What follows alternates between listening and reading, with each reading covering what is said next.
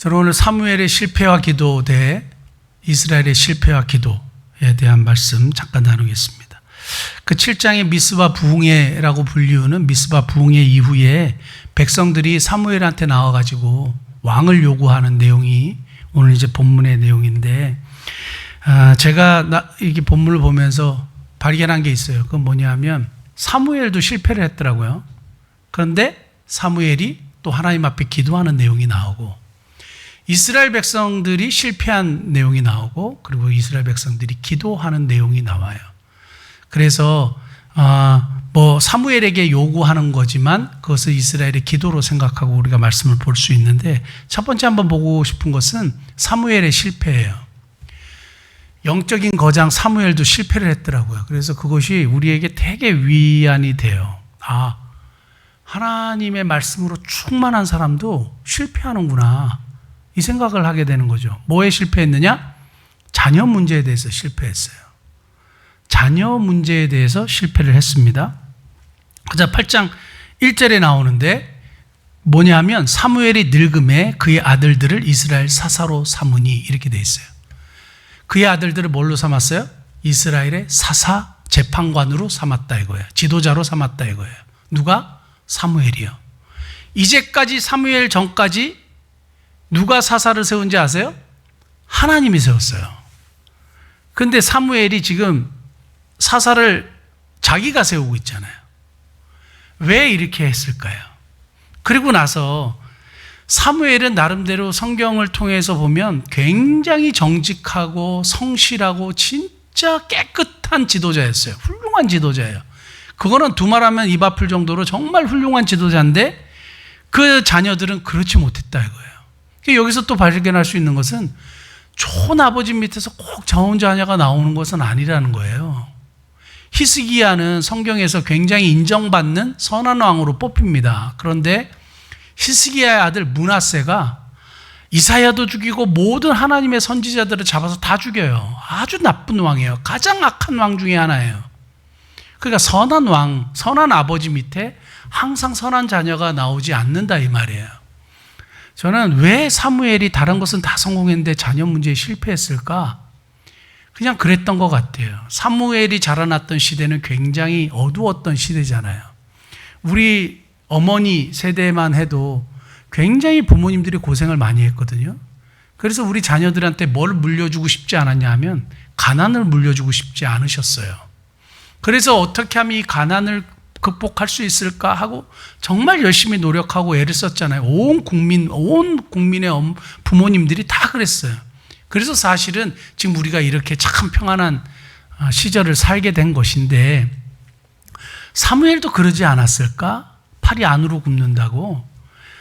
이 암흑과 같은 이 시대에 내 자녀만큼은 그래도 조금 좀 여유 있게, 좀 괜찮게 이렇게 살기를 바랬던 것 같아요. 그래서 자기가 세습을 해버렸어요. 그 사사로 세워버렸단 말이에요. 결핍 없이 키운 자녀들이, 근데 문제는 뭐냐 하면 잘 하도록 이렇게 지원도 해주고 돈도 대주고 막 했는데 결핍 없이 키운 자녀들에게 항상 문제가 발생해요. 제가 아는 집사님은 저한테 예전에 어디를 가면서 이 얘기를 했어요. 자기 딸 때문에 자기가 너무 힘들대요. 그래서 왜 그러냐고 했더니 딸들이 보스턴에서 유학을 하는데 이분이 굉장히 좀 부유한 분이에요. 차가 필요하잖아요. 미국은 차가 없으면 안 됩니다. 차가 꼭 필요한데 차를 사달라는 거예요. 차를 그러면 사주시면 되죠. 차는 꼭 필요합니다. 그랬더니 머세디스 벤츠를 사달라 그런대요. 그래서 C클래스도 아니고 E클래스도 아니고 S클래스를 사달라는 거예요. 에이, 그거는 말도 안 되죠. 그 무슨 유학생이 무슨 벤츠 S클래스를 타요. 그랬더니 얘네들은 한번 고집을 세우면 뭐 어떻게 할 방법이 없대요. 미쳐버릴 지경이래요. 그건 안 되죠. 저는 뭐 집사님 자녀지만 그거는 자녀를 망치는 길이라고 생각합니다. 그랬더니 한 가지 더 얘기하는데, 퍼스트 클래스가 아니면 절대 비행기를 안 탄다 그런대요. 그건 집사님 진짜 애들을 잘못 가르치신 것 같아요. 제가 함부로 말씀드리기는 그렇지만 애들을 잘못 가르치신 것 같아요. 20대 애들이 무슨 퍼스트 클래스를 타냐고. 대기업 회장님도 아닌데, 뭐 대기업 회장 아들도 그러지는 않을 것 같은데, 잘 모르겠지만, 예? 퍼스트 클래스가 뭐냐고. 제가 한 10년 전으로 기억해요. 어느 권사님이 저한테 좀 상담을 좀 하자 그래가지고 만났는데, 자기가 건물이 2채가 있대요. 그리고 아파트도 한 2채 있대요. 근데 이제 본인이 80이 넘어가지고, 또 몸도 아픈 거 보니까 그렇게 오래 살 것 같지는 않은데, 딸은 죽었고 지금 아들 하나 남았는데, 아들이 항상 힘들 때 엄마한테 온대요. 그래서 돈을 가져간대요. 그리고 어디다 쓰느냐 물어보니까 알고 봤더니 도박하는 거예요. 결핍 없이 키웠는데, 정말 잘 키웠는데 어떻게 하느냐? 힘들 때 엄마한테 갖고 도와달라고 하는 거예요. 그러니까 부모님들이 결핍 없이 자녀를 키우는 것을 되게 원하고 그러면 잘 그럴 거라고 생각하는데, 절대 결핍 없이 키우면 안 돼요. 돈으로 키우면 안 되는 건데, 오늘 사무엘이 넘어졌던 부분도, 실패했던 부분도 그 부분인 것 같아요. 나 때 이 어두웠던 사회에서 참 고생하면서 우리 자녀들은 좀 그렇게는 키우지 말아야지 하면서 결핍 없이 키웠던 것 같아요. 저는 지금도, 어제도 제가 그 생각했는데, 저희 아들 성은이에게 얼마 전에 15만 원짜리 중고폰을 사줬습니다. 오래 기다렸다가 폰 한 번만 바꿔달래요. 그래서 오케이, 좋아, 그거보다는 좋은 걸로 바꿔줄게. 그래서 여러분 얼마짜리인지 얘기하지 마세요. 성은이 몰라요. 15만 원짜리 중고폰을 구해서 사줬어요. 너무 좋아해요. 좋아하는데 얘가 이걸 떨어뜨렸어. 떨어뜨려가지고 자전거 뒷바퀴에 액정이 이렇게 콱 긁혀버렸어요. 제가 어저께 그거를 이렇게 하는데 키면 선이 이렇게 가 있는 거예요. 깨진 게. 그래서 당장 15만 원이니까 또 구해가지고 바꿔줄까 하다가 제가 안 하기로 했어요.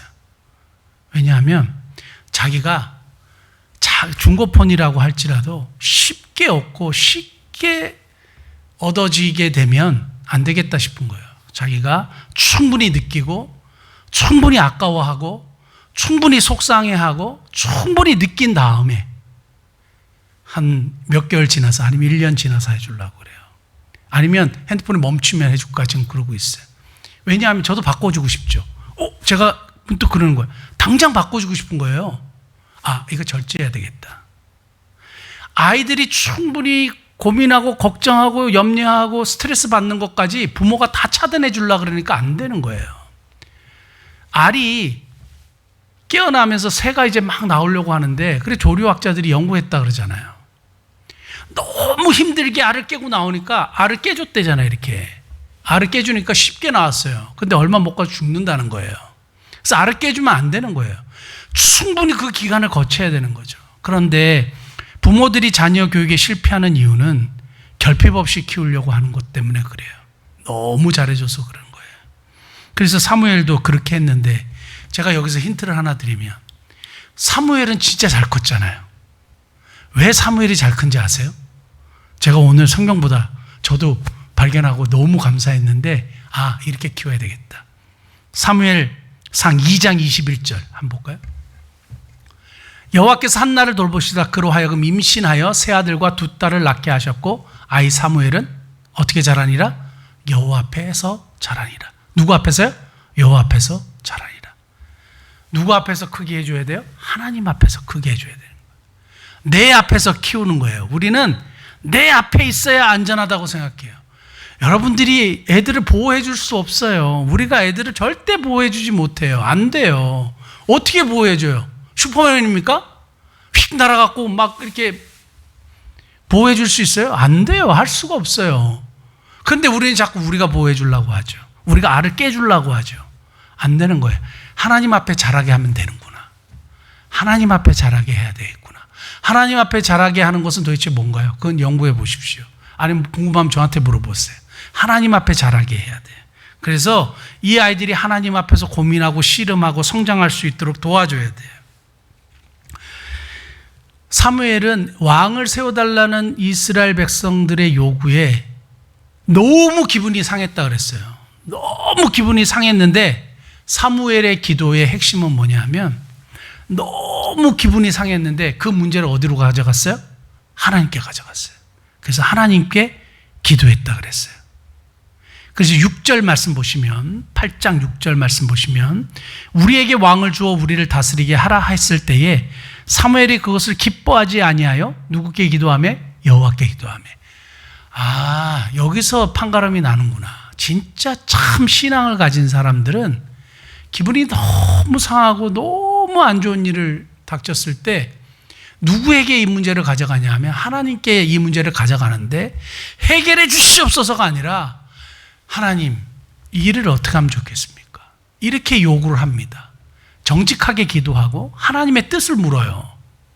그러니까 항상 문제 앞에서 문제를 해결해 주시옵소서가 아니고 뭘 기도하냐 하면 그 사건을 그대로 하나님 앞에 내려놓고 하나님 이렇게 얘기하는데 하나님 어떻게 하면 좋겠습니까? 하나님의 뜻을 묻는다니까요. 그러니까 우리도 이제 문제가 발생했을 때 뭘 해야 되느냐?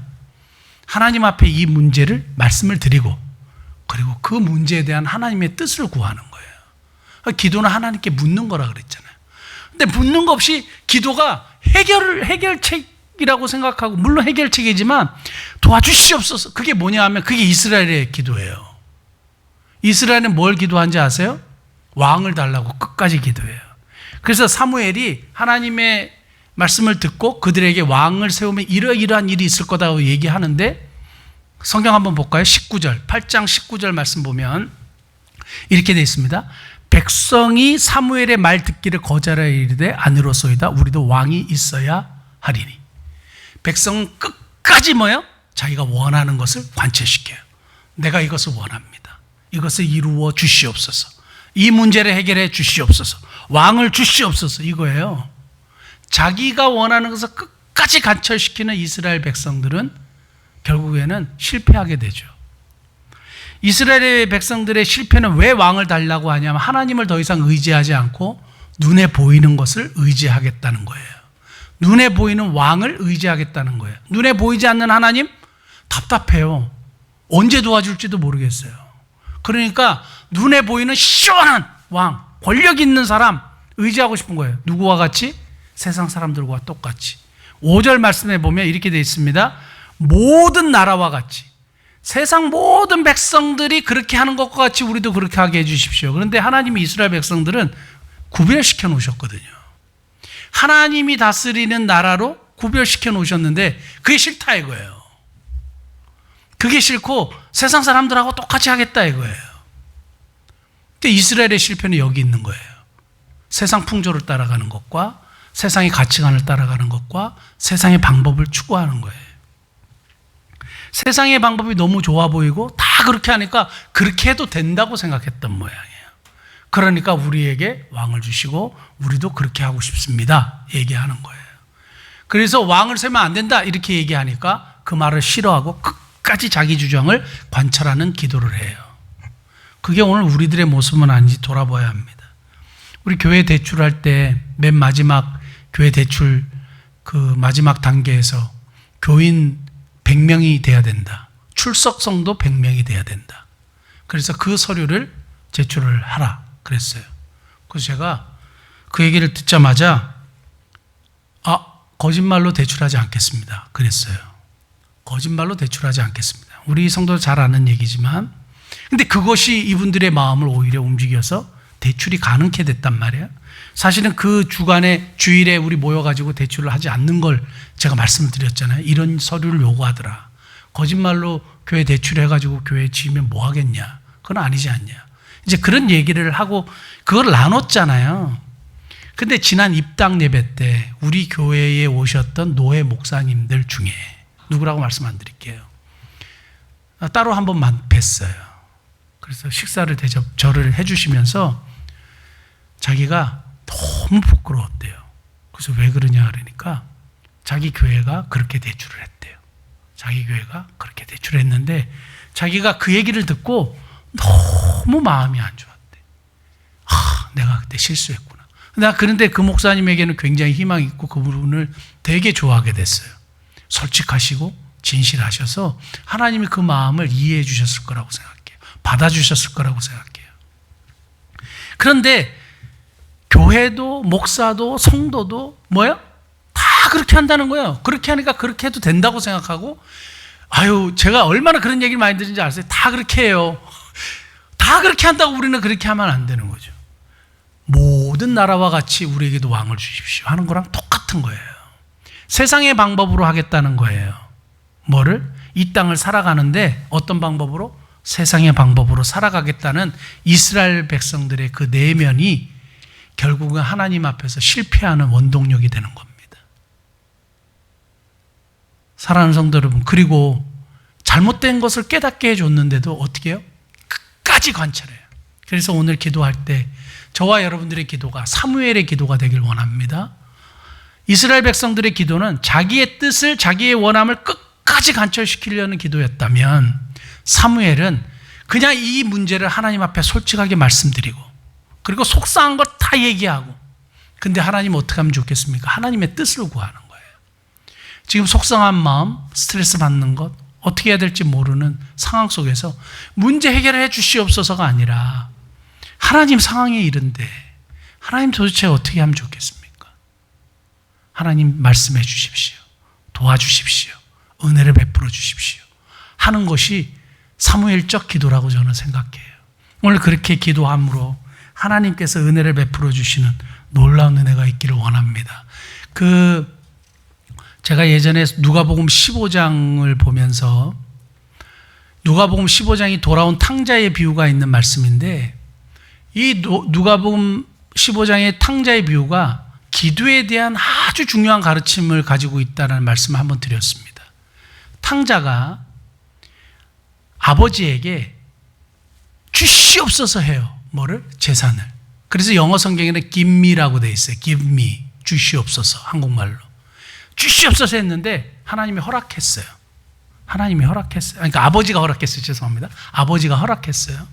근데 그 허락이 좋은 허락이었습니까? 결국에는 그 허락을 받았지만, 자기는 막 이루었지만 결국에는 엉망진창이 되고 허랑방탕하게 하다가 완전 빈털터리가 됐습니다. 그래서 돌아와요. 그래서 그의 기도가 바뀌어요. 그래서 아버지께 뭐라고 얘기했는지 아세요? 나를 품꾼의 하나로 보시고 써주십시오. Make me라고 돼 있어요. Make me. 그전에는 뭐예요? Give me예요. 주시옵소서. 그 다음에는 make me로 바뀌어요. 우리의 기도가 사무엘적 기도가 되기 위해서는 주시옵소서에서 make me로, 그리고 하나님의 뜻을 구하는 기도로 바뀌어야 되는 줄 믿습니다. 이 저녁에 솔직하게 기도하고 하나님의 뜻을 구하는 복된 저녁 되시기를 예수님 축복합니다. 기도하시겠습니다.